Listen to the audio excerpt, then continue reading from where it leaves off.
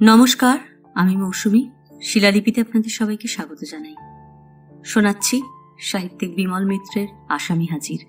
গল্প পাঠ ভালো লাগলে শেষে একটা লাইক দিয়ে যেতে ভুলবেন না।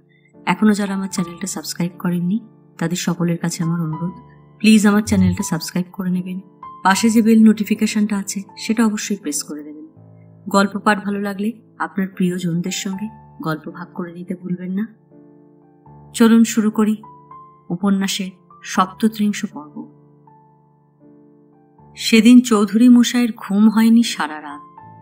ভোরের দিকে বিছানা ছেড়ে উঠে পড়েছিলেন। সমস্ত বাড়িটা ফাঁকা। আগে দিনও আসতো সকালবেলা চা দিতে। চা খাবার খানিক পরে পরমেশ মৌলিক এসে পড়ত। তারপরে একে একে প্রজা, পাঠক, খাতক, দেনদার এসে হাজির হতো। চণ্ডীমণ্ডপে বসে সমস্ত জমিদারি তদারকি কাজটা হয়ে যেত। কোন ক্ষেতে লাঙল পড়বে, কোন খামারের ছোলা মারাই হবে, কোন ফসল আড়তদারের কাছে পাঠাতে হবে তার হুকুম দিয়ে দিতেন তিনি। তারপর হয়তো ওপরে ডাক পড়ত কর্তাবাবুর ঘরে। সেখানে গিয়েও বৈষয়িক কাজ। বৈষয়িক কাজটাই ছিল তাঁর জীবন। ছোটবেলা থেকে বৈষয়িক কাজে হাত পাকিয়ে পাকিয়ে সে কাজে তার নেশা লেগে গিয়েছিল। তারপর যখন বেলা দুপুর হতো তখন দিনু ডাকতে আসতো চান করবার তাগাদা দিতে। কুয়োতলায় দিনু জল তুলে দিত বড় মাটির গামলায়। দিনু তাকে তেল মাখিয়ে দিত। তারপর তিনি ঘুটি করে মাথায় জল ঢালতে শুরু করতেন। তখন ভাত খাবার পাট। গৌরী সামনে ভাতের থালা এনে বসিয়ে দিত। তখনই যা একটু বিশ্রাম তাঁর। খেতে খেতে জিজ্ঞেস করতেন, খোকা কোথায়? খোকা খোকা খেয়েছে? প্রীতি বলতো, সে কি আর বাড়িতে আছে, সে তো রানাঘাটে গেছে। চৌধুরী মশাই বলতেন, রানাঘাটে? রানাঘাটে গেছে কেন? কার সঙ্গে গেছে? প্রীতি বলতো, প্রকাশের সঙ্গে গেছে রামনবমীর মেলা দেখতে। প্রকাশের সঙ্গে সদানন্দ রানাঘাটে রামনবমীর মেলা দেখতে যায়, এটা চাইতেন না চৌধুরী মশাই। কিন্তু তাঁর কথা আর কে শুনবে? শুধু বলতেন, কখন আসবে? প্রীতি বলতো, প্রকাশের সঙ্গে যখন গেছে তখন তুমি ভাবনা করছো কেন? সে তো আর জলে পড়ে নেই। আর তখন থেকেই চৌধুরী মশাই জানতেন জিনিসটা ভালো হচ্ছে না। কিন্তু উপায় নেই। ছেলের উপরে তার যতখানি অধিকার আছে তার স্ত্রীরও ঠিক ততখানি। স্ত্রী যদি চায় যে ছেলে ওইসবই করুক তবে তাই হোক। কাছারির কাজকর্ম শিখে দরকার নেই। সংসার জ্বলে পড়ে খাক হয়ে যাক। তিনি যতদিন আছেন ততদিনই সংসার আছে। তারপর তিনি যখন থাকবেন না তখন যা হবে তা তো আর তিনি দেখতে আসছেন না। এই সব ভাবতে ভাবতেই তিনি খাওয়া ছেড়ে উঠে পড়তেন। প্রীতি বলতেন, উমা, উঠে পড়লে যে, দুধ খেলে না? সেসব দিন কোথায় গেল? তিনি ভেবেছিলেন একরকম আর হলো আর এক রকম। সেই ছেলেই বা কোথায় গেল আর সেই স্ত্রী বা কোথায় চলে গেল? তারাই তাঁর আগে চলে গেল। এই যে তিনি সকাল থেকে চাও পেলেন না এক বাটি, এ কেউ দেখবারও নেই আজ। কাল রেলবাজারের আড়তদার শাহ মশাই জলের দরে সমস্ত কিছু কিনে নিয়েছে। সদরে গিয়ে দলিল রেজিস্ট্রি হয়ে গিয়েছে। বুদ্ধি করে প্রকাশকে ভাগলপুরে পাঠিয়ে দিয়েছেন তাই রক্ষে, নইলে সে বড় গণ্ডগোল হতো। আজ যে এ বাড়িতে তিনি এখনো বাস করছেন এটা তাঁর বেআইনি কাজ। শাহ মশাই অবশ্য কিছু বলবেন না। আরও কিছুদিন তিনি এখানে থাকতে পারেন, কিন্তু এ এখন শাহ মশাইয়ের বাড়ি। আইনত এখানে থাকবার অধিকার তার নেই। বারোয়ারিতলায় বোধহয় সমস্ত রাতই কবিগান হয়েছে, তাই সকালবেলার দিকে সব ঠান্ডা। চৌধুরী মশাই বিছানা ছেড়ে বাইরের বারান্দার দিকে এলেন। দুদিন আগের স্বপ্নটার কথা মনে পড়ল। আশ্চর্য, হঠাৎ জেগে জেগে অমন স্বপ্নটাই বা দেখতে গেলেন কেন? কালীগঞ্জের বউ এখানে আসতে যাবেই বা কেন? আর কি করেই বা আসবে? যে মানুষ মারা গেছে সে মানুষ কখনো বেঁচে উঠতে পারে? বংশীঢালি তো তাকে চিরকালের মতো শেষ করে দিয়েছে। তার সঙ্গে পালকি বেহারাদের পর্যন্ত তো রেহাই দেয়নি সে। তবে তবে কেন তিনি ভয় পেয়েছিলেন অমন করে? কেন তিনি অমন করে ভয় পেয়ে অজ্ঞান হয়ে গিয়েছিলেন? কালীগঞ্জের বইয়ের সেই কথাগুলো তার কানে বাজতে লাগল। কালীগঞ্জের বউ ওই উঠোনে দাঁড়িয়ে একদিন বলে গিয়েছিল, আমি এই সাপ দিয়ে গেলাম নায়েব মশাই, আমি যদি বামুনের মেয়ে হইতো একদিন আমার সাপ ফলবেই, দেখবে তুমি ঠিক নির্বংশ হবে। ফাঁকা উঠোনটার দিকে চেয়ে চৌধুরী মশাইয়ের একটা কথা মনে পড়ল। সত্যি কালীগঞ্জের বইয়ের সেদিনকার সেই অভিশাপ কি এমন করেই বর্ণে বর্ণে ফলতে হয়? এমন করে কর্তাবাবুর এমন স্বাদের সংসার নির্বংশ হতে হয়? সেদিন কি তিনিই ভাবতে পেরেছিলেন সেই বুড়ির কথাই একদিন নিষ্ঠুরভাবে সত্যি হবে? একটু পরেই প্রকাশ এসে হাজির হল।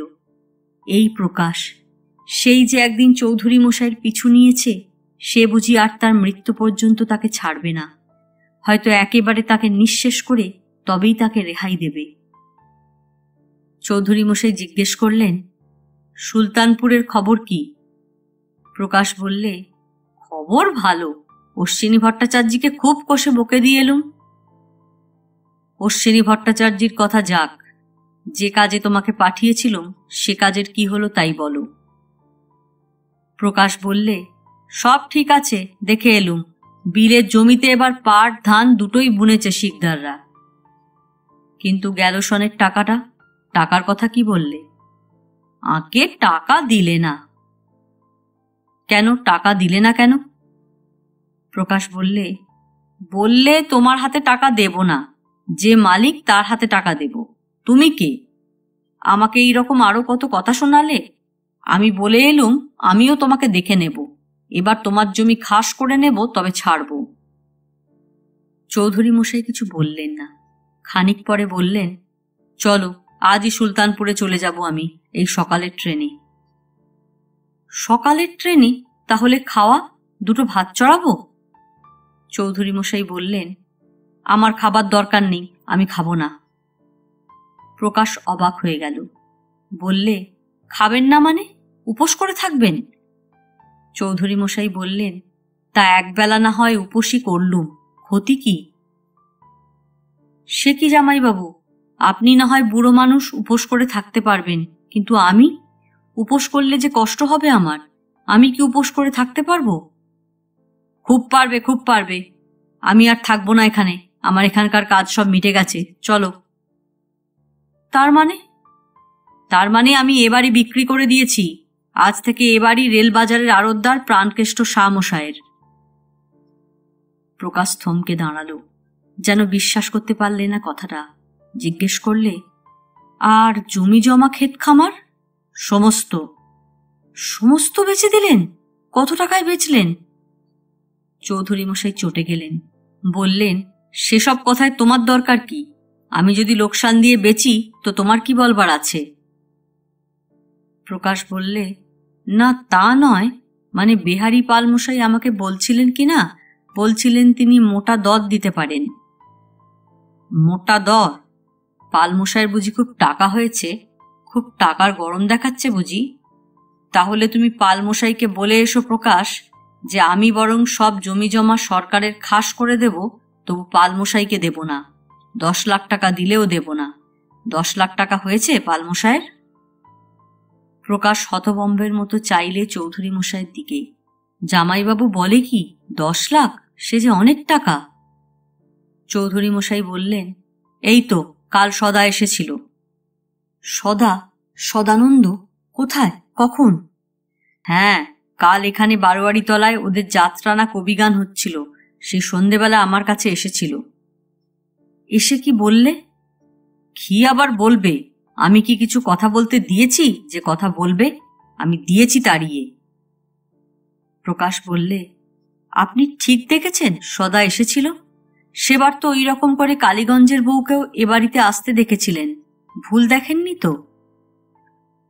চৌধুরী মশাই তখন চলে যাবার জন্য ব্যস্ত।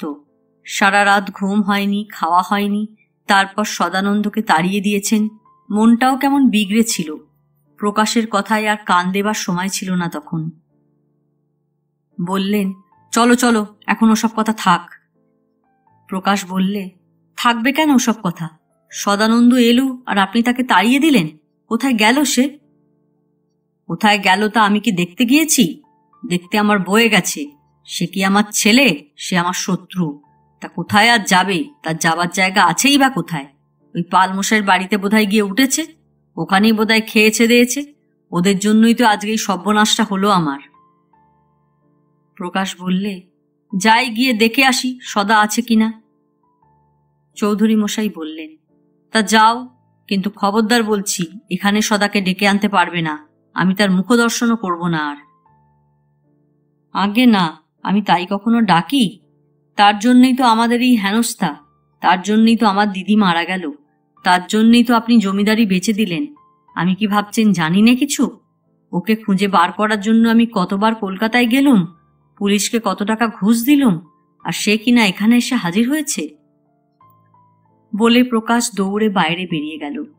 পেছন থেকে চৌধুরী মশাই বলে দিলেন, বেশি দেরি করো না, এক্ষুনি আবার রওনা দিতে হবে। ততক্ষণে প্রকাশ একেবারে সোজা পালমশাইয়ের দোকানে গিয়ে হাজির। বেহারি পালমশাই তখন সবেমাত্র তার দোকান খুলে বসেছে। তখনও ভালো করে ধুনো গঙ্গা জল দেওয়া হয়নি। পেছনে ডাক শুনেই মুখ ফিরিয়ে দেখে শালাবাবু। বললে, কি শালাবাবু, কি খবর, কখন এলে আবার? প্রকাশ বললে, পালমশাই, শুনলাম সদা নাকি চলে এসেছে, আপনার বাড়িতে আছে, সে কোথায়? পালমশাই বললেন, সদা? সদা তো এসেছিল কাল, সে তো কাল রাত্রিরে ছিল আমার বাড়িতে, কিন্তু এখন তো সে নেই, সে চলে গেছে। চলে গেছে? কোথায় চলে গেল, কখন গেল? পালমশাই বললে, সে তো অনেকক্ষণ চলে গেছে, সে কি থাকবার ছেলে? আমি তাকে জিজ্ঞেস করলুম কোথায় যাচ্ছ, তা সে কথার কোনো উত্তরই দিলে না সে। তা তাকে একটু ধরে রাখতে পারলেন না আপনি? আপনি জানেন আমি তার জন্য হন্যে হয়ে ঘুরে বেড়াচ্ছি, কলকাতায় গিয়ে পুলিশকে হাজার হাজার টাকা ঘুষ দিয়ে ধরবার চেষ্টা করছি, আর আপনি কিনা তাকে হাতের নাগালে পেয়ে ছেড়ে দিলেন, আর একটু আটকে রাখতে পারলেন না? বেহারি পাল বললে, আরে তোমার ভাগ্নেকে আটকে রাখে তেমনি সাধ্যি আছে কারো? তোমার জামাইবাবুর কাছে তো সদা গিয়েছিল, তা চৌধুরী মশাই তো তাড়িয়ে দিয়েছিলেন তাকে। তা তাড়িয়ে দেবেন না? তাড়িয়ে দেওয়া কি অন্যায় হয়েছে? আপনিই বলুন না, ওই ছেলের জন্যই তো আজ জামাইবাবুর এই হাল। নইলে যে বাড়িতে এককালে লোক গমগম করত, সে বাড়ি এখন শ্মশান হয়ে যায় এমন করে। ওই বাড়িতে তো এককালে আপনারা গাঁ শুদ্ধ লোক পাত পেরে খেয়ে এসেছেন, সেসব কি কারোর মনে নেই? তাই যে ছেলের জন্য এত কাণ্ড হলো, যে ছেলের জন্য দিদি মারা গেল, যে ছেলের জন্য বৌমা জামাইবাবুর নামে এত কেলেঙ্কারির কথা রটালে, সেই ছেলের মুখদর্শন কেউ করে? কতখানি কষ্ট হলে বাপ হয়ে মানুষ ছেলেকে বাড়ি থেকে তাড়িয়ে দেয়, তা আপনারা বুঝতে পারলেন না? পালমশাই বললে, তা হাজার হলেও ছেলে বলে কথা, নিজের ছেলেকে অমন করে কেউ তাড়িয়ে দেয়? জানো, যখন বললুম যে বৌমা চলে যাবার সময় মাথায় সিঁদুর হাতের শাঁকা ভেঙে ফেললে, তখন আর দাঁড়ালো না, তখন আর কিছুতেই থাকতে চাইলেন না সদানন্দ, তখন সোজা বাড়ি থেকে বেরিয়ে গেল। তা ওসব কথা আপনারা বলতে গেলেনই বা কেন? বলবো না? আমরা নিজের চোখে যা দেখেছি তা বলবো না? বৌমার সঙ্গে কি তোমরা কেউ ভালো ব্যবহার করেছিলে?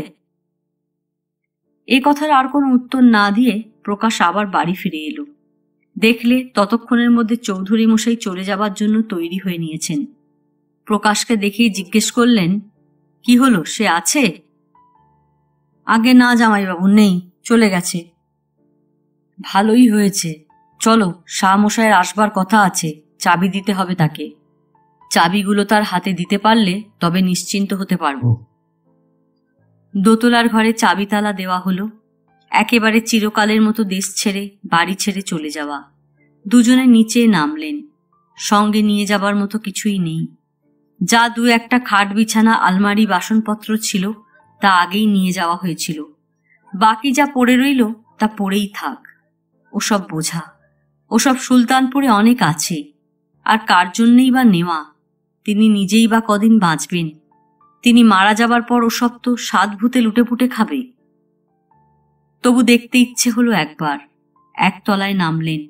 পেছন পেছন প্রকাশও আসতে লাগলো। মেঝের ওপর ধুলোর সর পড়েছে মোটা হয়ে। চলার পর স্পষ্ট পায়ের ছাপ পড়েছে। অন্দরমহলের দরজাটা খুলতেই কেমন একটা ভ্যাপসা গন্ধ নাকে এসে লাগলো। বহুদিনের চেনা জায়গা, বহু স্মৃতির জন্মভূমি।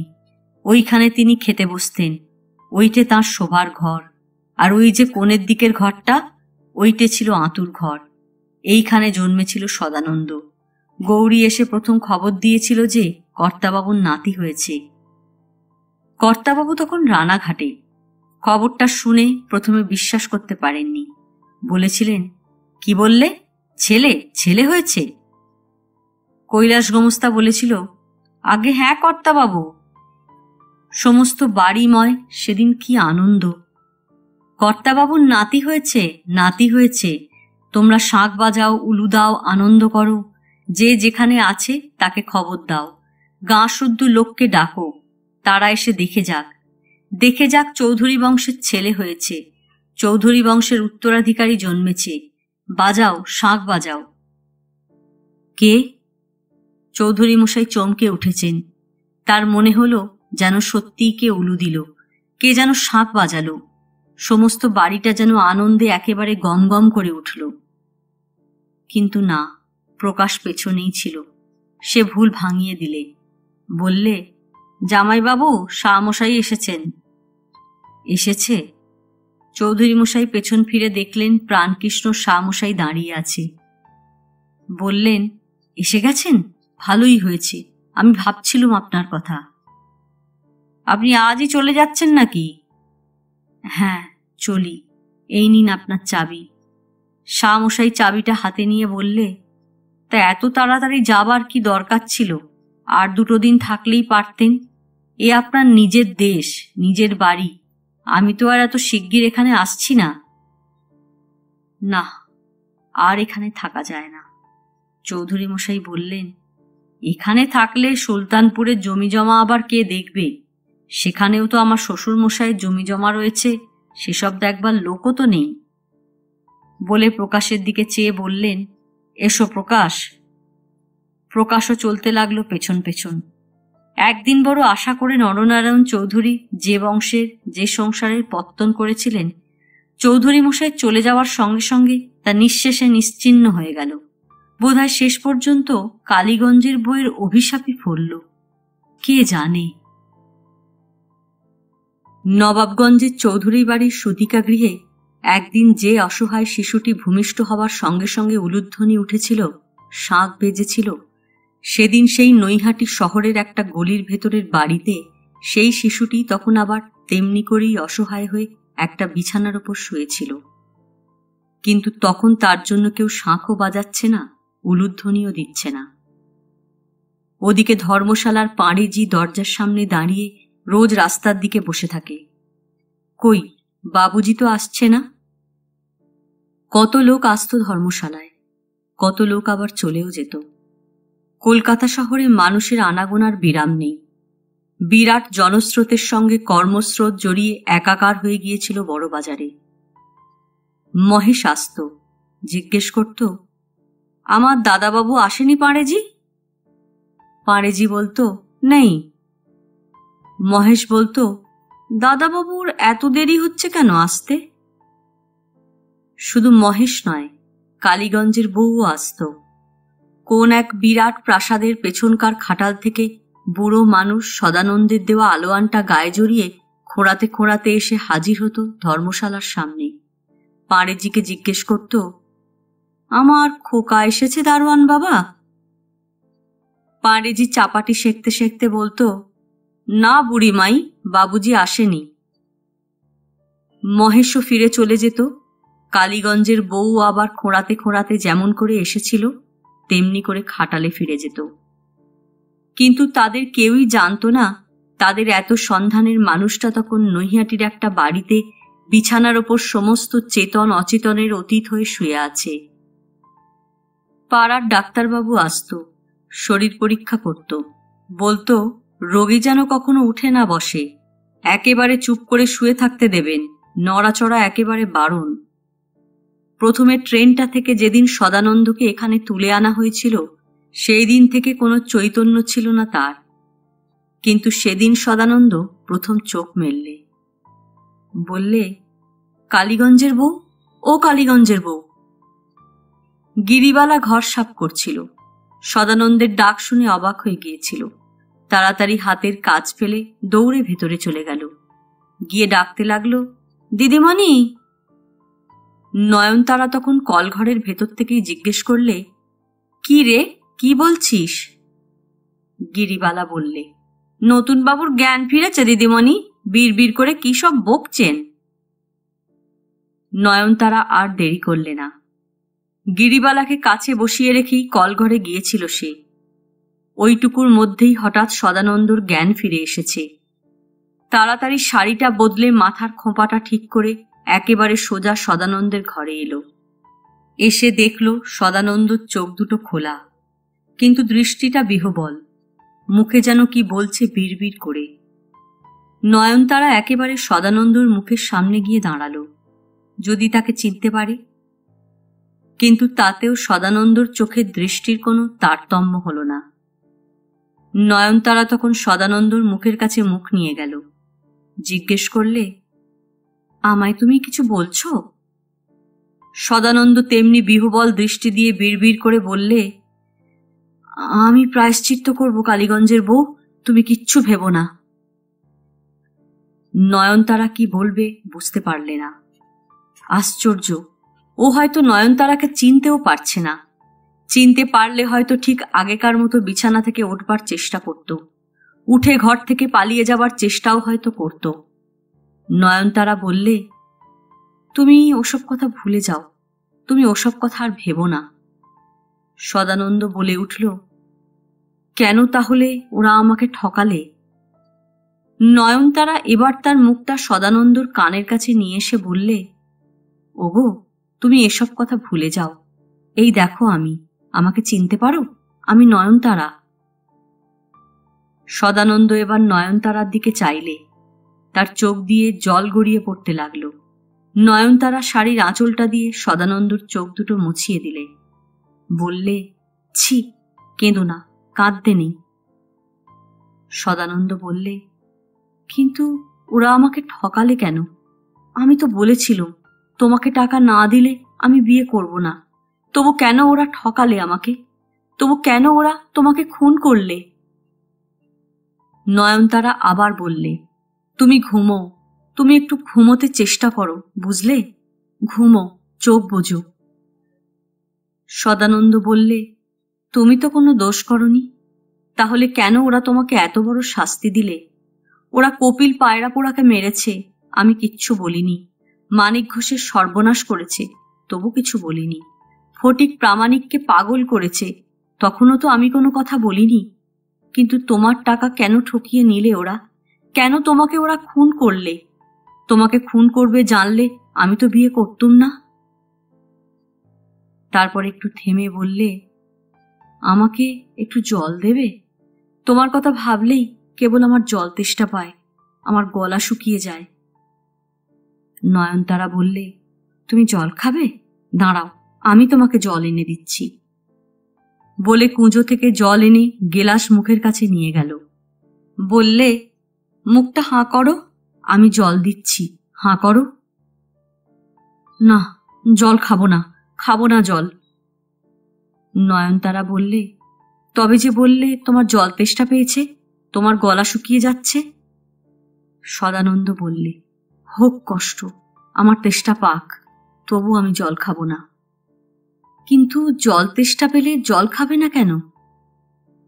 ওগো, আমার আর কতটুকু কষ্ট! কপিল পায়রাপোড়ার গলায় দড়ি দিয়ে মরতে বুঝি কষ্ট হয়নি? মানিক ঘোষ ফটিক প্রামাণিকের কষ্টর কাছে আমার কষ্ট কতটুকু? আমার এই কষ্ট হওয়াই ভালো, হোক আমার কষ্ট। না না, তুমি জল খেয়ে নাও, লক্ষ্মীটি, খাও। বলে নয়নতারা সদানন্দ চিবুকটা বাঁ হাত দিয়ে ধরলে, বললে, খাও জল, তোমার অসুখ ভালো হয়ে যাবে। সদানন্দ মাথা নাড়তে লাগল, আমি ভালো হব না, আমি ভালো হতে চাই না। নয়নতারা বললে, না, কথা শোনো, আমার কথা শুনতে হয়। ভালো না হলে তুমি বাড়ি যাবে কি করে? আমি বাড়ি যাব না, আমি এখানে থাকব। নয়নতারা বললে, ছি, এখানে থাকতে নেই, তুমি শিগগির ভালো হয়ে ওঠো, উঠে তোমার বাড়ি চলে যাও, জল খাও। হঠাৎ পেছন থেকে কি একটা ছায়ার আভাস পেছন ফিরে চাইতেই নয়নতারা দেখলে নিখিলেশ দরজার সামনে দাঁড়িয়ে আছে। নিখিলেশকে দেখেই নয়নতারা অবাক হয়ে গেছে। মাথায় ঘোমটা টেনে দিয়ে বললে, তুমি তুমি এ সময়? তোমার অফিস নেই? নিখিলেশ এ কথার উত্তর দিলে না। আস্তে আস্তে আবার বাড়ির ভেতরে অদৃশ্য হয়ে গেল। নয়নতারা হাতের গেলাসটা রেখে পাশের ঘরে ঢুকতেই দেখলে নিখিলেশ বিছানার ওপর চুপ করে বসে আছে। নয়নতারা আবার সেই আগেকার প্রশ্নটাই করলে, কি হলো, তোমার অফিস ছুটি হয়ে গেল নাকি? নিখিলেশ শুধু বললে, না। নয়নতারা বললে, তবে তবে কি তোমার শরীর খারাপ হলো নাকি? দেখি, কপাল দেখি। বলে কাছে এগিয়ে গিয়ে নিখিলেশের কপালে হাত দিতে গেল। নিখিলেশ নয়নতারার হাতটা নিজের হাত দিয়ে সরিয়ে দিলে। বললে, না, আমার কিছু হয়নি। নয়নতারা নিশ্চিন্ত হয়ে বললে, হয়নি ভালোই হলো। আমি তো ভয় পেয়ে গিয়েছিলাম। তুমি তো কখনো এমন করে ছুটি নাও না। তা এদিকে কি কাণ্ড হয়ে গেছে জানো? আমি এদিকে মহা মুশকিলে পড়ে গিয়েছি। ও ঘরে কে চিনতে পারলে? কথা বলছো না যে, চিনতে পেরেছ না চিনতে পারোনি? নিখিলেশ মাথা নাড়লে। বললে, চিনেছি। চিনতে পেরেছ? তাহলে বলো তো, এখানেও কি করে এলো? বলো না, কি করে এলো ও এখানে? নিখিলেশ কোনো উত্তর দিলে না। যেমন চুপ করেছিল তেমনি চুপ করেই রইল। নয়নতারা বললে, আমি 9:40 ট্রেন ধরতে স্টেশনে গেছি। দেখি ট্রেনটা তখন এসে গেছে। তাড়াতাড়ি পৌঁছে দেখি প্ল্যাটফর্মের ওপর ভীষণ ভিড়। আমি উঁকি মেরে দেখি ও একেবারে অজ্ঞান অচৈতন্য অবস্থা। স্টেশন মাস্টার তোকে হাসপাতালে পাঠিয়ে দিচ্ছিল। আমি বলে কয়ে বাড়িতে নিয়ে এলুম ওকে। নিখিলেশ এতক্ষণে কথা বললে, তা হাসপাতালে পাঠাচ্ছিল ওরা, তাতে কি দোষ হচ্ছিল? হাসপাতালের চেয়ে বাড়িতে ভালো সেবা হবে? নয়নতারা বললে, না, ভাবলুম হাসপাতালে তো ওর নিজের কেউ নেই, তাই। নিখিলেশ বললে, কিন্তু তার জন্য আজকে তোমার অফিসটা কামাই হলো তো? বারে, আমার তো ছুটি পাওনা আছে। ছুটি পাওনা হলেই বা, কত কষ্টে আমি তোমার চাকরিটা জোগাড় করে দিয়েছি। বিএ পাশ করেও কত মেয়ে চাকরির জন্য ঘুরে ঘুরে বেড়াচ্ছে, আর তুমি এই রকম খবর না দিয়ে আজ অকারণে অফিস কামাই করলে? এটা কি ভালো হলো? নয়নতারা বললে, তুমি এটাকে অকারণ বলছো? তা অকারণ নয় তো কি? রাস্তায় ঘাটে এরকম কত লোকের অ্যাক্সিডেন্ট হচ্ছে, তুমি তাদের সকলকে বাড়িতে তুলে এনে সেবা করতে পারবে? সকলকে সেবা করে বাঁচিয়ে তুলতে পারবে? নয়নতারা কথাটা শুনে মনে যেন একটু কষ্ট পেল। বললে, সকলের সঙ্গে তুমি ওর তুলনা করলে? সকলে আর ও কি এক হলো? চোখের সামনে ওকে এই অবস্থায় দেখলুম, আর তারপর কি করে চুপ করে থাকতে পারি বলো? নিখিলেশ বললে, ঠিক আছে, অফিস টফিস গিয়ে তাহলে তোমার আর দরকার নেই। তুমি তাহলে ওর সেবাই করো। বলে নিখিলেশ উঠে পড়ল। বললে, আমি যাচ্ছি। নয়নতারা বললে, কোথায় যাচ্ছ? নিখিলেশ বললে, একটা কাজ আছে। কি কাজ আবার এখন তোমার? অফিস থেকে কি তুমি ছুটি নিয়ে এলে নাকি? নিখিলেশ বললে, এখন বাজেট তৈরির কাজ চলছে, এখন কি ছুটি পাওয়া যায়? তাহলে? টিফিনের সময় বেরিয়ে তোমার অফিসে গিয়েছিলাম তোমাকে বলতে যে আমি আজকে 8:19 ট্রেনে বাড়ি ফিরব। তুমি অফিসে আমার জন্য অপেক্ষা করো না, একলাই বাড়ি চলে যাও। কিন্তু গিয়ে শুনি তুমি অফিসেই আসোনি। তাই খুব ভাবনা হলো। ভাবলুম এমন তো কখনো হয় না। মনে ভয়ও হলো হয়তো কোনো অ্যাক্সিডেন্ট হয়েছে। সঙ্গে সঙ্গে অফিসে গিয়ে বললুম আমার স্ত্রীর খুব অসুখ, আমি চললুম। নয়নতারা বললে, আমার অসুখ হয়েছে এ সন্দেহটাই বা তোমার হলো কি করে?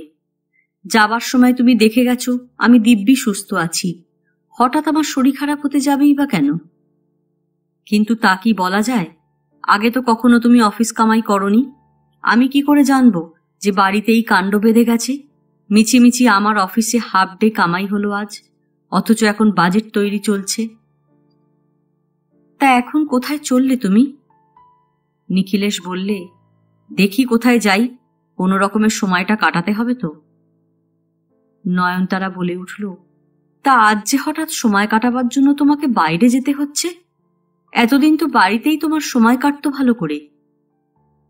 সে তখন কাটতো তোমার সময় ছিল বলে। আজকে তো তোমার নিজেরই সময় নেই। আজ তো ও ঘরে রোগী নিয়ে ব্যস্ত থাকবে। তোমার যে অনেক কাজ। তুমি আমাকে অত খোঁটা দিয়ে কথা বলছো কেন? নিখিলেশ বললে, খোঁটা? খোঁটা তোমায় কখন দিলুম? আমি তো সত্যি কথাই বলছি। তোমার কাজ নেই? নয়নতারা বললে, হাজার কাজ থাকলেও তোমার সঙ্গে কথা বলবার সময়ও আমার আছে। ওকে এ বাড়িতে এনেছি বলে তুমি রাগ করছো কেন? একটা লোক বেঘরে মারা যাক, এইটাই কি তুমি চাও? আমি কি তাই বলেছি? আমাকে কি তুমি অত নীচ ভাবো? নয়নতারা বললে, না লক্ষ্মীটি, তুমি আমার ওপর রাগ করো না। ওকে তুমি চেনো না বলেই এত রাগ হচ্ছে তোমার। ওকে যদি তুমি চিনতে তাহলে বুঝতে পারতে ওর ওপর রাগ করা অন্যায়, বরং ওর ওপর দয়াই হওয়া উচিত সকলের। নিখিলেশ বললে, আশ্চর্য, আজ তুমি কিনা ওর হয়ে সাফাই গাইছ, অথচ ওর জন্যেই তো আজ তোমার যত কষ্ট, যত যন্ত্রণা। মনে নেই একদিন ওরা তোমাকে কি অপমানটাই না করেছিল? তোমার শ্বশুর বাড়ির সেই সব অত্যাচারের কথা এত শিগগির তুমি ভুলে গেলে? এত ভুলো মন তোমার? যে কদিন তুমি ওদের বাড়িতে ছিলে, একদিনের জন্যও কি তুমি শান্তি পেয়েছিলে? তোমার সেই কান্নাকাটির কথা কি আমি ভুলে গেছি মনে করো? নয়নতারা বললে, তুমি যা বলছো সব সত্যি কথা, কিন্তু তার জন্য ওর কিছু দোষ নেই। ও কি করবে?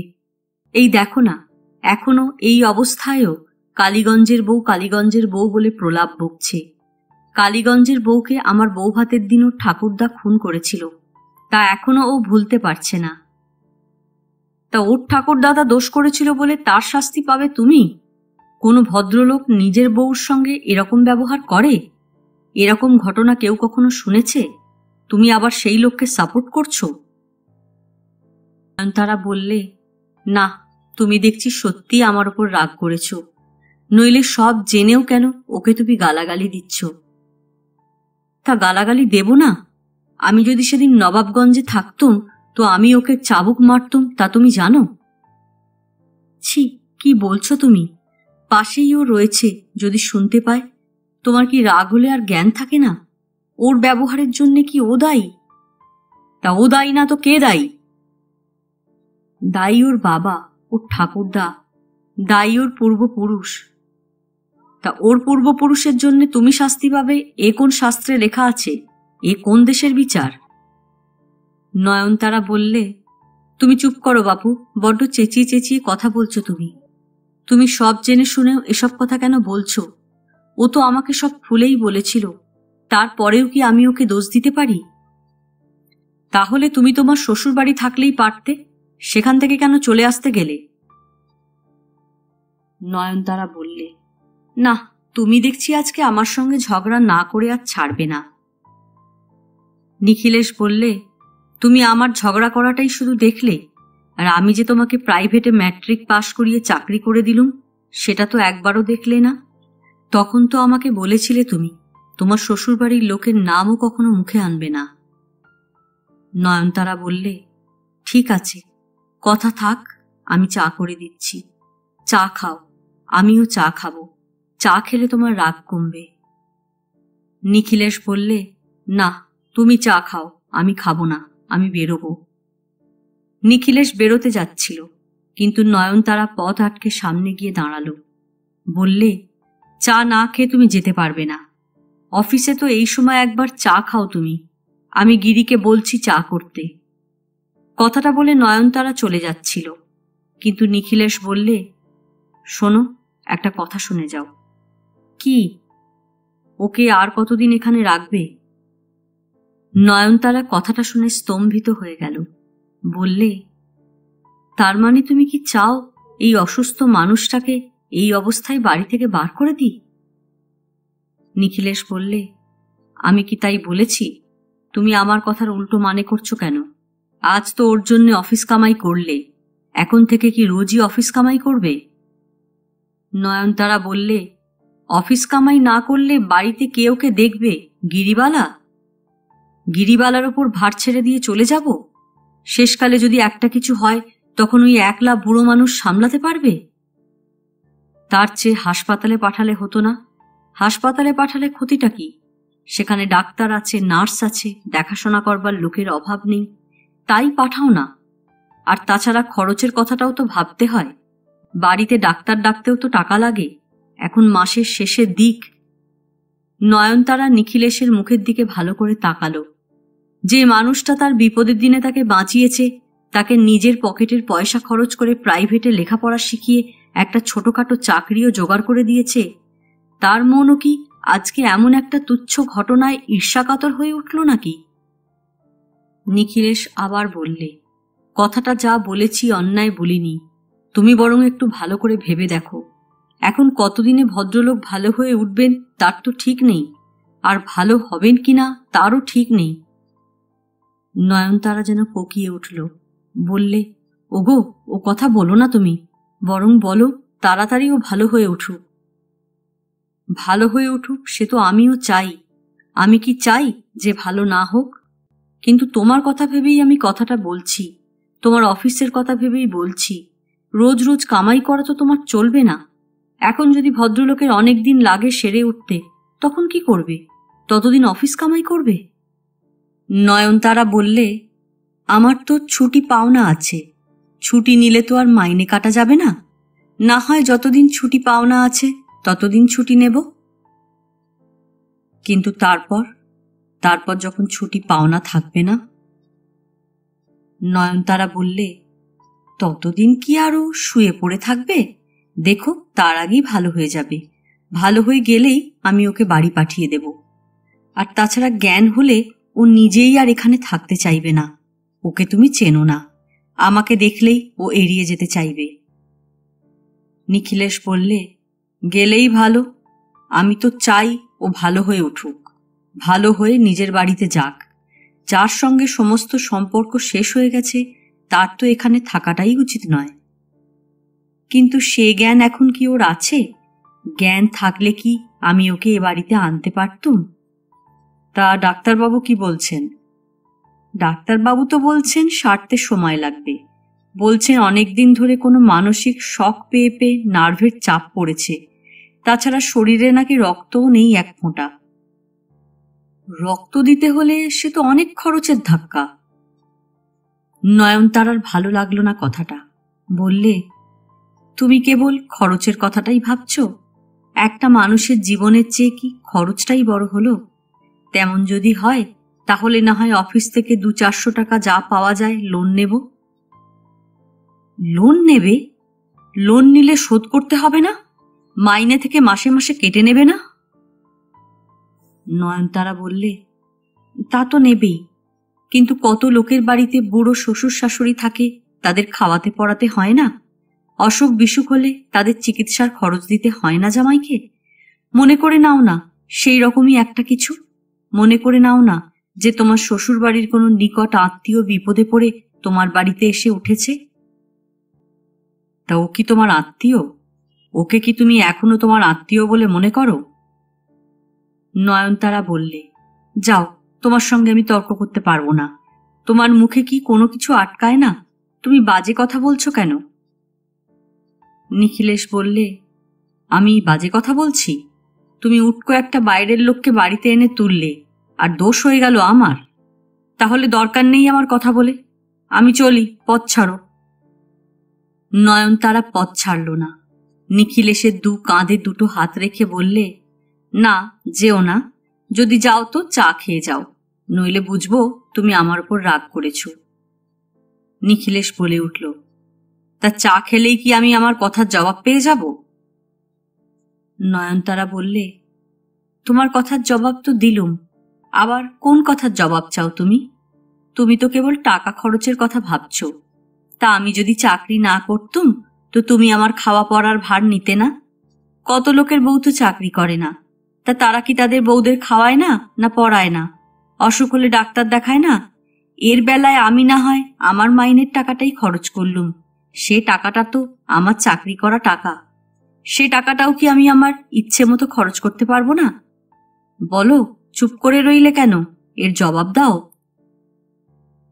নিখিলেশ উত্তেজিত হয়ে নয়নতারার কথার কোনো জবাব দিতে যাচ্ছিল। কিন্তু তার আগেই পেছন থেকে গিরিবালার গলার শব্দ শোনা গেল। গিরিবালা বাইরে থেকে ডাকলে, দিদিমণি। নয়নতারা এতক্ষণে যেন জ্ঞান ফিরে পেলে। নিখিলেশের সঙ্গে কথা বলতে বলতে সেও যেন তার পুরনো দিনগুলোতে ফিরে গিয়েছিল। হঠাৎ গিরিবালার ডাক শুনেই বললে, যাই। গিরিবালা আবার বললে, ডাক্তারবাবু এসেছেন। নয়নতারা চমকে উঠল। নিখিলেশের দিকে চেয়ে বললে, ওই ডাক্তারবাবু এসেছেন। সকালবেলা একবার এসেছিলেন, বিকেলবেলা আর একবার আসতে বলেছিলুম। তুমি যেন চলে যেও না। ডাক্তারবাবু চলে গেলেই আমি তোমাকে চা করে দেব। চা খেয়ে তবে যেও। বলে তাড়াতাড়ি পাশের ঘরে চলে গেল। ডাক্তারবাবু তখন রোগীর ঘরে ঢুকে পড়েছেন।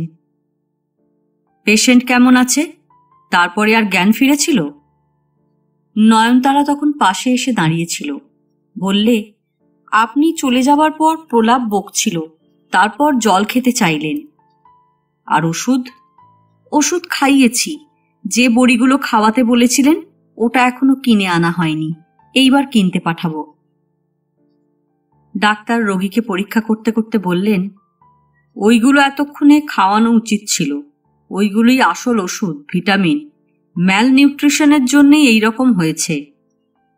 নয়নতারা বললে, আমি এক্ষুনি আনতে পাঠাচ্ছি। তাহলে পেশেন্টের জ্ঞান হয়েছিল? ডাক্তারবাবু যেন নিজের মনেই কথাগুলো বললেন। তারপর রোগীর পরীক্ষা শেষ হতেই বললেন, ওই ওষুধগুলো পেটে পড়লে আরও তাড়াতাড়ি রোগীর জ্ঞান ফিরে আসত।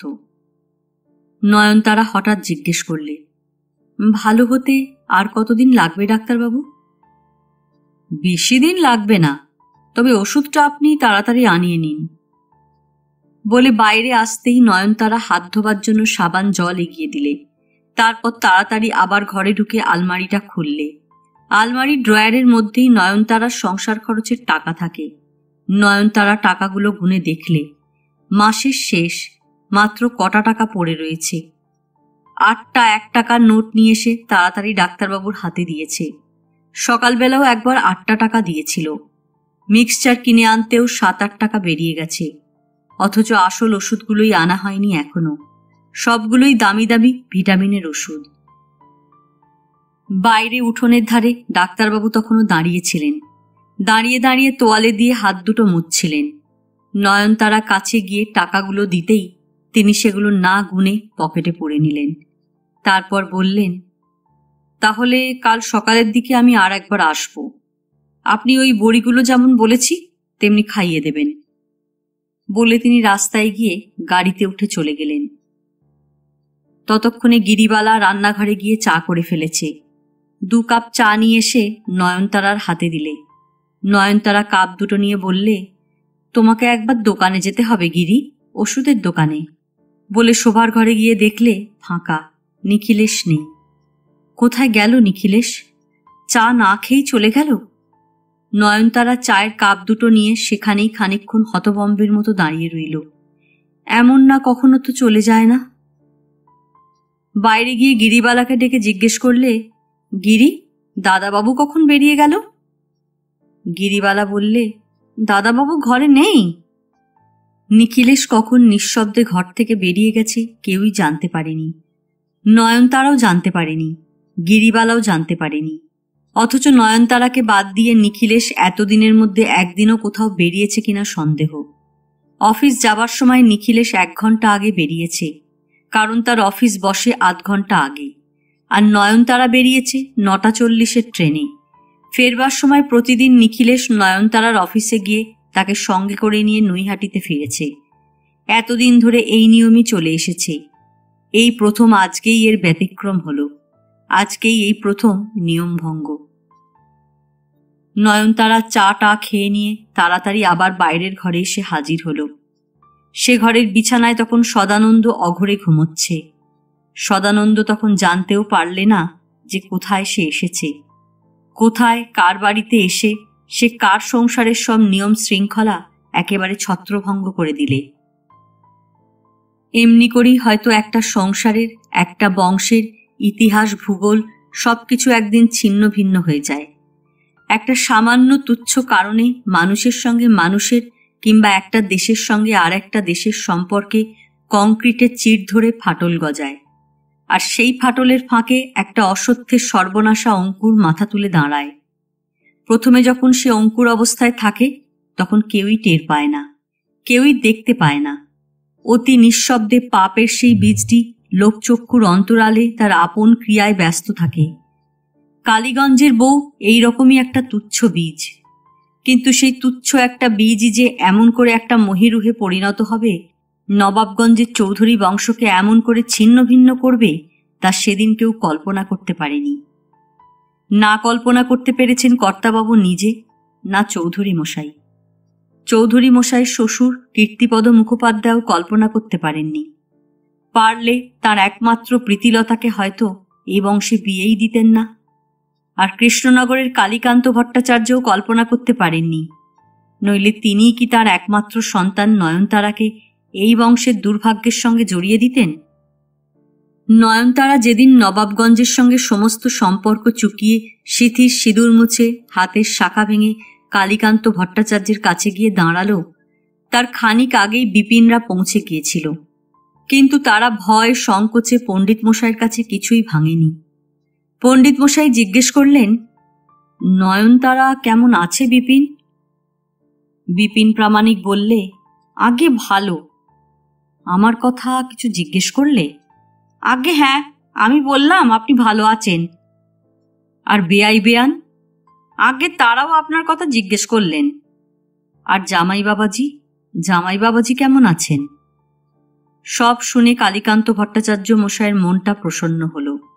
যাক, নয়নতারা ভালো ঘরে ভালো বরে পড়েছে, এর চেয়ে সুখের খবর আর কি থাকতে পারে। বললেন, আচ্ছা বিপিন, এবার তোমরা তাহলে বিশ্রাম করোগে যাও, তোমাদের খুব পরিশ্রম হয়েছে। যাও, আমার দেওয়া জিনিসগুলো সব পছন্দ হয়েছে তো? হ্যাঁ পণ্ডিত মশাই, খুব পছন্দ হয়েছে। সবাই ধন্য ধন্য করতে লাগলো জিনিস দেখে। দই মিষ্টি খুব পছন্দ হয়েছে তাদের। গাঁয়ের সব লোক একেবারে পাড়া ঝেঁটিয়ে তত্ত্ব দেখতে এসেছিল। তা তোমাদের পেট ভরে খাইয়েছে দাইয়েছে তো? আগে হ্যাঁ, খুব খাইয়েছেন। বেয়াই মশাই নিজে দাঁড়িয়ে থেকে সব খাওয়ালেন। কি কি খাওয়ালেন? পোনা মাছ, সরু বাসমতি চালের ভাত, পায়েস, আম, কাঁঠাল, কাঁচাগোল্লা। কিন্তু কথা শেষ হলো না। কথা শেষ হবার আগেই হুড়মুড় করে ঘরে ঢুকলো নয়নতারা। কালীকান্ত ভট্টাচার্য মশাই চোখের সামনে যেন ভূত দেখলেন। বাবা! নয়নতারার গলা শুনে আর তার সেই চেহারা দেখে তিনি আকাশ থেকে পড়লেন। এ কি মা, তুই? এ কি চেহারা হয়েছে তোর? তুই হঠাৎ চলে এলি যে? একবার বিপিনদের দিকে চেয়ে দেখেন, আর একবার নয়নতারার দিকে। এই যে, এই বিপিন এক্ষুনি বলছিল তুই ভালো আছিস, বেয়াই বেয়ান সবাই ভালো আছে, তোরা খুব পেট ভরে খাইয়েছিস ওদের। নয়নতারা চিৎকার করে উঠল, সব মিথ্যে কথা বাবা, সব ওদের মিথ্যে কথা। আমি তোমার পাঠানো তত্ত্ব সব ছুঁড়ে টেনে মাটিতে ফেলে দিয়েছি। সে কি মা, কেন, কি হয়েছিল? উত্তেজনায় বৃদ্ধ কালীকান্ত ভট্টাচার্যের হৃৎপিণ্ডটা ধরাস ধরাস শব্দ করতে লাগল। মেয়ের চেহারা দেখে তিনি ভয়ে কাঁপতে লাগলেন। বললেন, তোর এ অতীত চিহ্ন কোথায় গেল? তোর সিথির সিঁদুর, তোর হাতের শাঁখা, তোর হাতের চুড়ি, গলার হার। বাবা, সব ছুঁড়ে ফেলে দিয়েছি। সিথির সিঁদুরও মুছে ফেলেছি, হাতের শাঁখাও ভেঙে টুকরো টুকরো করে ফেলেছি। কালীকান্ত ভট্টাচার্য তখন উত্তেজনায় দাঁড়িয়ে উঠেছেন। বললেন, তা আমার জামাই, জামাই বাবাজি কোথায়? নয়নতারা বলে উঠল, তোমার জামাই নেই বাবা, তোমার জামাই কোনোদিন ছিল না, কোনোদিন থাকবেও না। সে কি রে, কি বলছিস তুই? আমার জামাই নেই? না, তোমার জামাই, বেয়াই বেয়ান কেউই নেই। মনে করি নাও তোমার মেয়ের কোনোদিন বিয়েই হয়নি। আমি ও বাড়ির সঙ্গে সব সম্পর্ক চুকিয়ে দিয়ে চলে এসেছি, আর কখনো ও বাড়িতে যাবও না। কালীকান্ত ভট্টাচার্য কিছুই বুঝতে পারছিলেন না। কৈলাস গোমস্তা বৌমাকে নিয়ে এসেছিল সঙ্গে করে, কিন্তু বেগতিক দেখে সে আর সেখানে দাঁড়ায়নি। নিঃশব্দে কখন সেখান থেকে সরে পড়েছে কেউই তা জানতে পারেনি। কালীকান্ত ভট্টাচার্য কি করবেন তখন বুঝে উঠতে পারছিলেন না। বললেন, তার সদানন্দ কোথায়? সে তোর সঙ্গে এলো না কেন? নয়নতারা বললে, তুমি তার কথা আর বলো না, তার নামও উচ্চারণ করো না আমার সামনে। সে নেই। নেই মানে? নেই মানে কি? অসুখ হয়েছে তার? আমি যে কিছুই বুঝতে পারছি না রে। কবে তার অসুখ হলো তাও তো জানতে পারলাম না। তার যে অসুখ হয়েছে সে কথাও তো আমাকে বেআই মশাই জানাননি। আমি এখন কি করি? তোর মা নেই, আমি তোর বাবা মা সব কিছু। আমাকে সব খুলে বলবি তো? আমি বুড়ো বলে কি আমি কিছুই বুঝি না? নয়নতারা বললে, সে তোমার বুঝে দরকার নেই বাবা। আমার ব্যাপার আমি বুঝবো। এবার থেকে আমি আর কোথাও যাব না, তোমার কাছেই বরাবর থাকবো। তোমার কাছে থাকতেই আমি এসেছি। কিন্তু কিন্তু এর বেশি আর কিছু বলতে পারলেন না কালীকান্ত ভট্টাচার্য। সঙ্গে সঙ্গে নিখিলেশের ডাক পড়ল। বিপিনকে বললেন, একবার নিখিলেশকে খবর দাও তো বাবা, একবার তাকে ডাকো তো বাবা এখানে। তারপর থেকেই পণ্ডিত মশাই যেন কেমন হয়ে গেলেন। নিখিলেশ তখনও চাকরিতে ঢোকেনি, বিএ পাশ করেছিল আগেই। তখন আর কিছু না পেয়ে আইন পড়ছিল। ছোটবেলা থেকেই স্বাধীন স্বভাবের ছেলে। বিধবা মা থাকত কেষ্টনগরের বাড়িতে, আর নিখিলেশ কেষ্টনগর থেকে পাশ করে কলকাতায় ডেলি প্যাসেঞ্জারি করত। ছোটবেলায় স্বদেশী করেছে, মদের দোকানে পিকেটিং করে একবার কয়েক মাসের জন্য অন্য সকলের সঙ্গে জেলও খেটেছে। কলকাতা থেকে যে লিডার কেষ্টনগরে এসেছে, নিখিলেশ তার পেছন পেছন ঘুরেছে। যখন খদ্দর পড়া পুলিশের চোখে অপরাধ ছিল, তখন সকলের সামনে বুক ফুলিয়ে খদ্দরও পড়েছে। মিটিংয়ে ডায়াসের ওপর দাঁড়িয়ে গরম গরম স্বদেশী বক্তৃতাও দিয়েছে। কিন্তু শেষ পর্যন্ত টাকার চিন্তাতে আর ওদিকে বেশি দিন থাকতে পারেনি। মাঝে মাঝে লেখাপড়ায় বাধা পেয়েছে। শেষে যখন মা মারা গেছে, তখন থেকে আর ওদিক মারায়নি। দিনের বেলা চাকরি খোঁজা আর বিকেলের দিকে 1 ঘন্টার জন্য আইন কলেজে গিয়ে বসেছে। আর বাকি সময়টা এখানে ওখানে ছাত্র পড়িয়ে পেট চালিয়েছে। যেদিন কালীকান্ত ভট্টাচার্য মারা গেলেন, সেদিন শ্মশান থেকে ফিরে এসেই নিখিলেশ বললে, তোমার সঙ্গে একটা কথা আছে নয়নতারা। নয়নতারা তখন শোকে মুহ্যমান হয়ে আছে। একমাত্র অবলম্বন বাবাকে হারিয়ে ভবিষ্যৎ তখন তার কাছে অন্ধকার হয়ে গেছে। কথাটা 2 দিন পরে বললেও হতো, কিন্তু আমি মনস্থির করে ফেলেছি। আমার টাকা নেই জানি, বিয়ে করে স্ত্রীকে ভরণ পোষণ করবার মতো সংস্থানও নেই আমার, তাও জানি। কিন্তু তুমি অমত করো না। মনে আছে নয়নতারার সমস্ত মন সেদিন নিখিলেশের প্রস্তাবে বিষিয়ে উঠেছিল।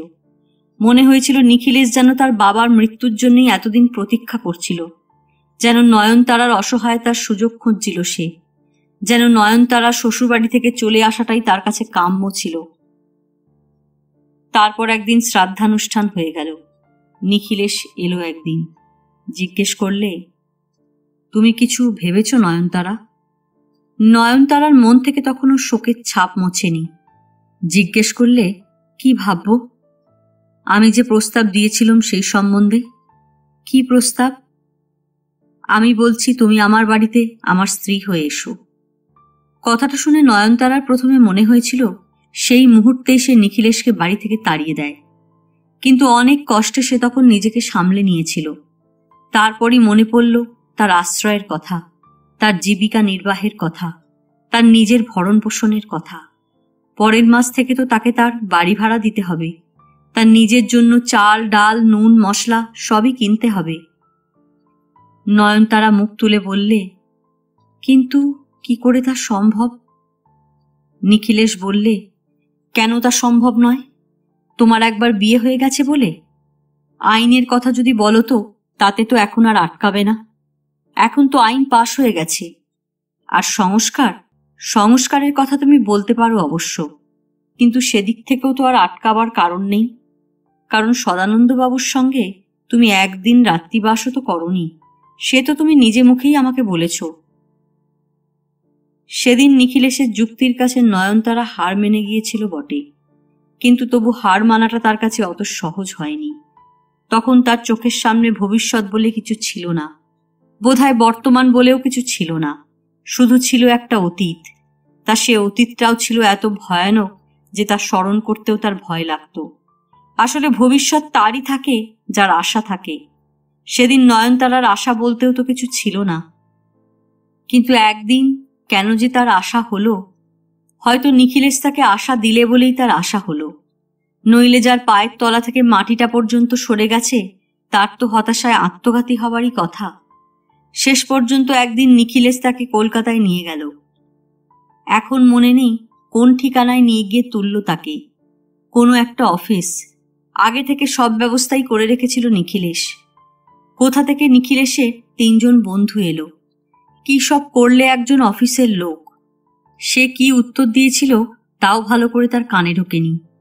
কি একটা কাগজে সই করতে বললে তারা যেমন বললে তেমনি সই করলে সে। তারপর সবাই নিয়ে চলে গেল কালীঘাটের মন্দিরে। মনে আছে একটু আড়াল পেয়ে নিখিলেশ বলেছিল, তুমি কাঁদছো কেন? ওরা তোমার কান্না দেখে কি ভাবছে বলো তো?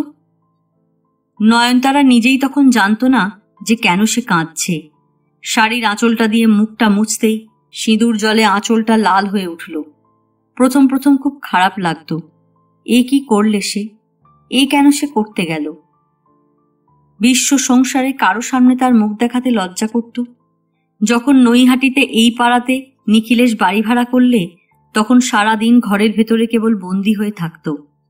কিন্তু যে স্মৃতির সিঁদুর একদিন সে রাগে ঘেন্নায় নিজের হাতে সকলের সামনে মুছে ফেলেছিল, আবার নৈহাটির বাড়ির ভেতরে আয়নার সামনে দাঁড়িয়ে নিজের হাত দিয়েই সেই সিঁদুর নিজের সিঁথিতে লাগিয়ে দিলে। এও তার জীবনের এক মর্মান্তিক পরিহাস। নিজের সিঁদুর পরা চেহারাটা দেখতে দেখতে হঠাৎ মনে হলো যেন আর একটা মুখ পেছনে দাঁড়িয়ে আছে। মুখটা নজরে পড়তেই লজ্জায় ঘেন্নায় শাড়ির আঁচল দিয়ে সে নিজের মুখটা ঢেকে ফেললে। তখন আর নিজের মুখ দেখাতেও তার লজ্জা হলো। সে সেই অবস্থাতেই বিছানায় মুখ গুজে শুয়ে পড়ল। সেসব প্রথম দিককার কথা। তারপর আস্তে আস্তে কেমন যেন সবকিছু সহজ হয়ে এলো। নিখিলেশই বলতে গেলে সবকিছু সহজ করে নিলে। মাঝে মাঝে নয়নতারাকে নিয়ে কলকাতায় গিয়ে বেরিয়ে আনত। আগে কখনো সে কলকাতা দেখেনি।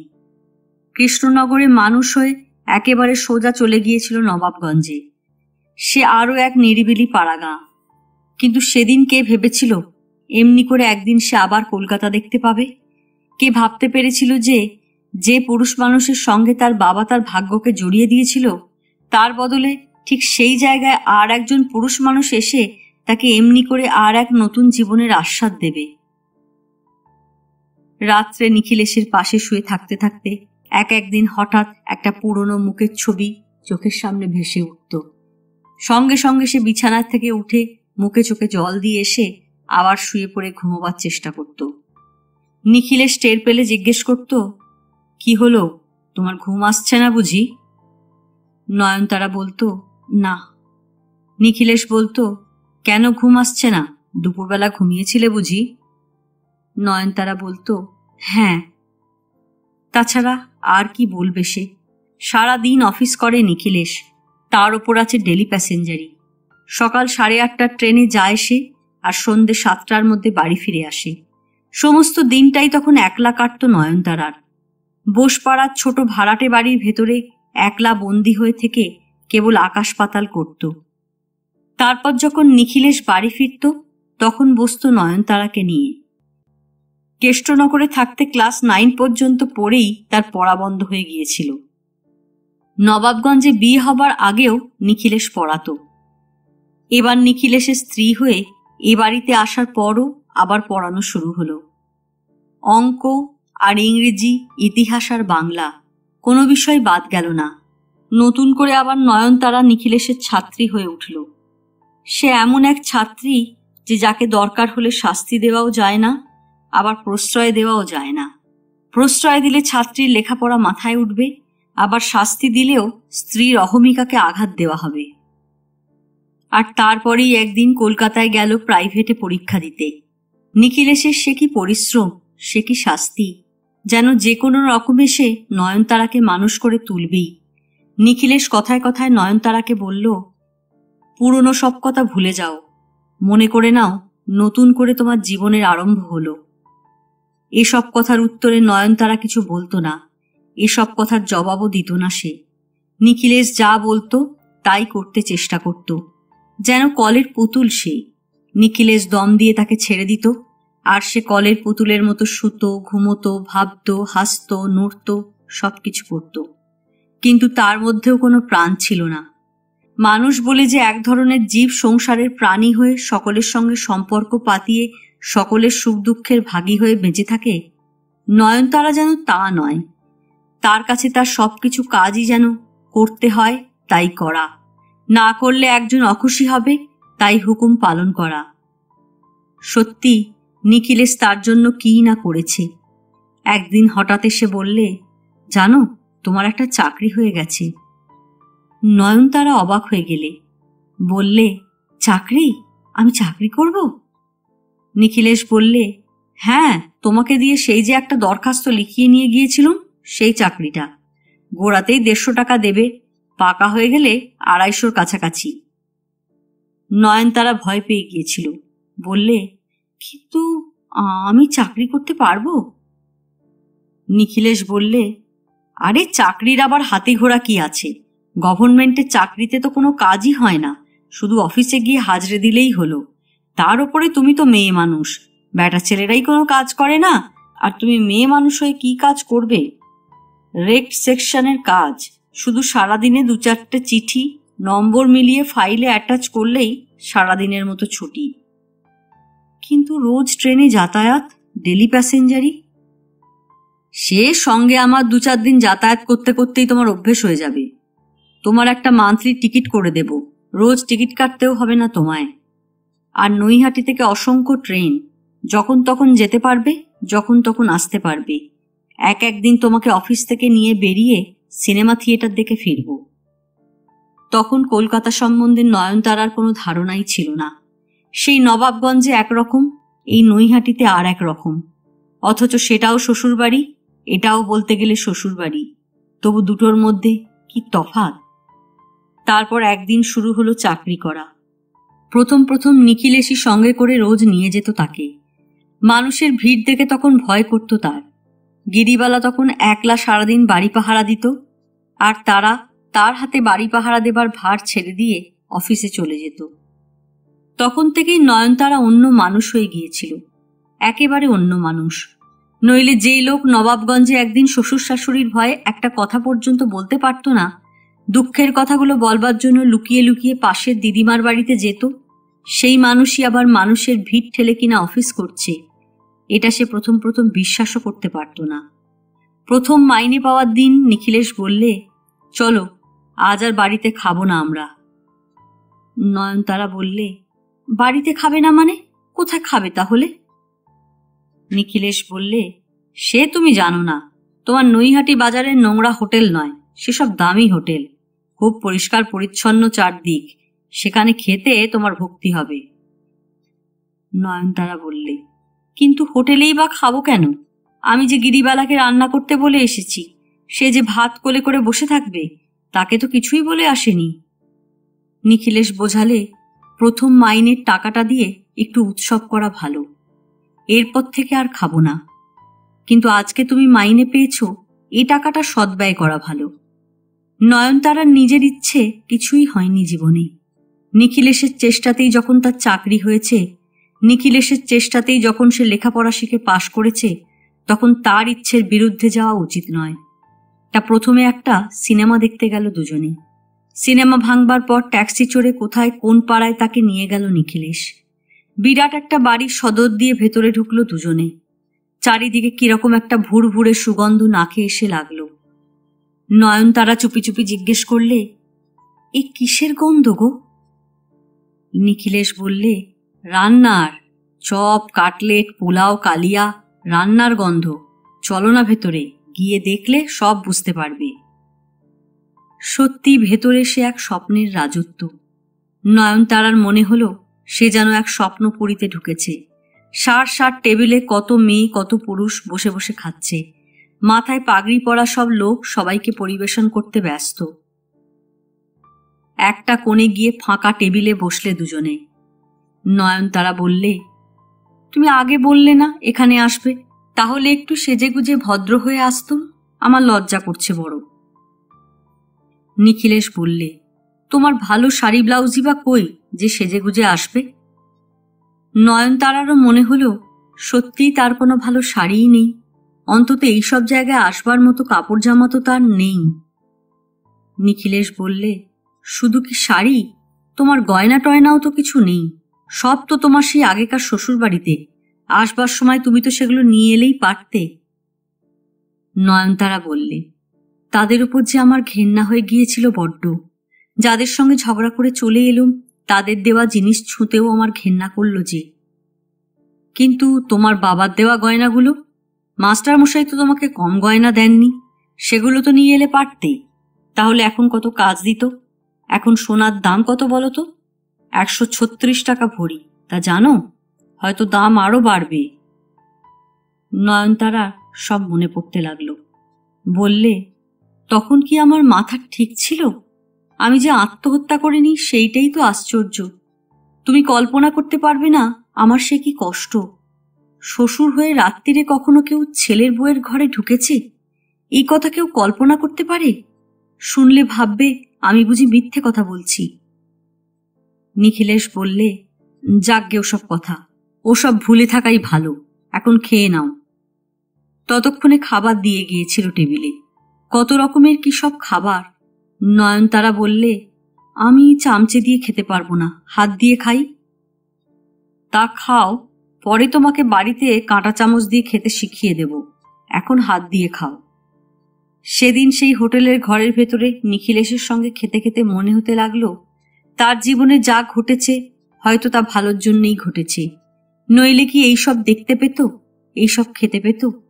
অথচ নবাবগঞ্জের শাশুড়িরও তো যথেষ্ট টাকা ছিল, বাবা তো তার শ্বশুর বাড়ির টাকা দেখেই তাকে ওখানে বিয়ে দিয়েছিল, অথচ সেখানে তো এসব ছিল না, এই আলো, এই জাঁক জমক, এই ঐশ্বর্য। নয়নতারা বললে, দেখো এখানে খেয়ে আর কি বা হলো, তার চেয়ে এর পরের মাস থেকে এই টাকাগুলো জমিয়ে শাড়ি কিনবে। আমরা বাড়ির ভেতরে কি খাচ্ছি সেটা তো আর কেউ দেখতে পায় না, কিন্তু শাড়ি গয়না লোকে দেখতে পায়। নিখিলেশ হঠাৎ বললে, দেখো একদিন ছুটি নিয়ে ভাবছি আমি নবাবগঞ্জে যাব। কেন নবাবগঞ্জে যাবে কি করতে? তোমার গয়নাগুলো চেয়ে আনতে। এ কি আবদার নাকি? তখনকার দিনে 8,000 টাকার গয়না, এখন তার দাম কম করে অন্তত 12,000 টাকা। 12,000 টাকা যদি এখন হাতে থাকতো তাহলে কি আমাদের ভাবনা, মাসে মাসে কত টাকার বাড়ি ভাড়া দিচ্ছি, তার বদলে নিজেদের একটা বাড়ি হয়ে যেত। আর একদিনের কথাও মনে পড়ল নয়নতারার। বিয়ে করার পর সেদিন আর নৈহাটিতে ফিরল না তারা। একটা রাত্রিরের জন্য নিখিলেশের এক বন্ধু তাদের বাড়িতেই নেমন্তন্ন করলে এমন একটা শুভ ঘটনাকে স্মরণীয় করে রাখবার জন্যে। সে ঘটনাটাকে বন্ধুর বদান্যতাও বলতে পারা যায়, আবার আনন্দ প্রকাশও বলা যায়। খাওয়া দাওয়ার পর সেখানেই রাতটা কাটাতে হলো। তারপর ভোরবেলা ঘুম থেকে উঠে ভোরের ট্রেন ধরে নৈহাটিতে আসা। শিয়ালদা স্টেশন যখন এসেছে তখন ট্রেনটা ছাড়ে ছাড়ে। ট্রেনে উঠতে যাওয়ার মুখেই মনে হলো পেছন থেকে নয়নতারা বলে তাকে কে যেন ডাকলে। তখন আর তাদের পেছন ফিরে দেখবার সময় নেই। ট্রেনে ওঠার সঙ্গে সঙ্গে ট্রেনটা ছেড়ে দিলে। নিখিলেশ বলেছিল, কে যেন তোমার নাম ধরে ডাকলে না? আমাকে? নয়নতারা অবাক হয়ে গিয়েছিল। বলেছিল, আমায় আবার কে ডাকবে, আর এখানে আমাকে চিনবেই বা কে? তবু নয়নতারা চলন্ত ট্রেনের জানলা দিয়ে মুখ বাড়িয়ে ফেলে আসা প্ল্যাটফর্মের দিকে একবার চেয়ে দেখলে। অসংখ্য লোকের ভিড় সেখানে। তাদের মধ্যে কে, কোন লোকটা তাকে ডেকেছে, কেন ডেকেছে, কে জানতে পারবে। আর তাছাড়া এ তো কেষ্টনগর নয়, নৈহাটিও নয়, এমনকি নবাবগঞ্জও নয়। আর সে তো ঘরের বাইরে বেরোনো মেয়েও নয় যে তাকে বাইরের লোকে চিনতে পারবে। তার উপর সেটা কলকাতা শহর। কলকাতা শহরে কে কাকে চেনে? ট্রেনটা প্ল্যাটফর্ম ছাড়িয়ে যখন অনেক দূর চলে এসেছে, নিখিলেশ জিজ্ঞেস করলে, কাউকে দেখতে পেলে? নয়নতারা বললে, না না, আমাকে আবার এখানে কে ডাকবে, ভুল শুনেছ তুমি। হঠাৎ সদর দরজায় কড়া নাড়তেই নয়নতারার যেন চমক ভাঙল। এতগুলো ফেলে আসা বছরের স্মৃতি রোমন্থনে যেন হঠাৎ ছেদ পড়ল। ভেতর থেকে দরজা খুলেই বললে, কে? হয়তো নিখিলেশ বাড়ি ফিরেছে, বাইরে ঘুরে ঘুরে ক্লান্ত হয়ে এখন বাড়িতে ফিরে আসতে বাধ্য হয়েছে। বাইরে থেকে গিরিবালা বললে, আমি দিদিমণি। দরজা খুলে দিতেই গিরিবালা ভেতরে ঢুকল। নয়নতারা জিজ্ঞেস করলে, ওষুধগুলো পেয়েছ? ওষুধের প্যাকেটটা এগিয়ে দিয়ে গিরিবালা বললে, 21 টাকা দাম নিলে দিদিমণি। 21 টাকা? একটা দিনের মধ্যেই এতগুলো টাকা বেরিয়ে গেল। 21 টাকা থাকলে একটা নতুন শাড়ি হয়ে যেত তার। অথচ মানুষটার অসুখ যে খুব তাড়াতাড়ি সারবে তা তো নয়। কিন্তু সেসব কথা ভাবলে এখন চলবে না। অসুখ তো নিখিলেশ্বরও হতে পারত, অসুখ তো তার নিজেরও হতে পারত। অসুখ হলে মানুষ কি করবে? অসুখের ওপর তো মানুষের হাত নেই। ওষুধটা নিয়ে নয়নতারা সদানন্দর ঘরে ঢুকল। আজ এ পর্যন্তই। উপন্যাসের 38 পর্ব নিয়ে অন্যদিন আসব। গল্প পাঠ ভালো লাগলে লাইক, শেয়ার, কমেন্টস করতে ভুলবেন না। আজকের মতো নমস্কার।